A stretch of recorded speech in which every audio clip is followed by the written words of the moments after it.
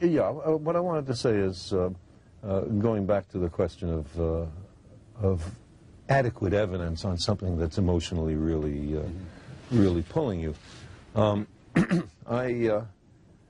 I lost both my parents about 12 or 15 years ago, and I had a great relationship with them. I really miss them. I would love to believe that their spirits were around somewhere, and I'd give almost anything to spend 5 minutes a year with them. Do you hear their voices ever? Sometimes. About 6 or 8 times since their death I've heard Carl, just in the voice of my father or my mother. Now, I don't think that means that they're in the next room.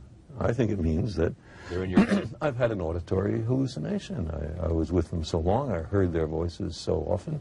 Why shouldn't I be able to make a vivid recollection? Here's what's interesting about this for me. I mean, you won't see this, but I'll throw it at you anyway. You convinced me a long time ago that it was arrogant for me or for anyone else to believe that there wasn't some life outside of our...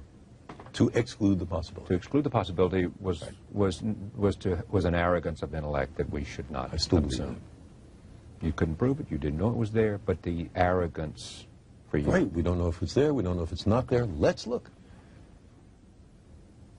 And if you take that, why can't you say, there's a lot we don't know? There's a lot of power there that we don't know. There's a lot we don't know.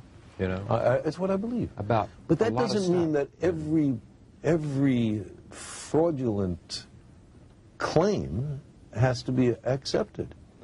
We demand the most rigorous standards of evidence, especially on what's important to us. So if some guy comes up to me, and a channeler or a medium, and says, I can put you in touch with your parents. Well, because I want so terribly to believe that, yeah.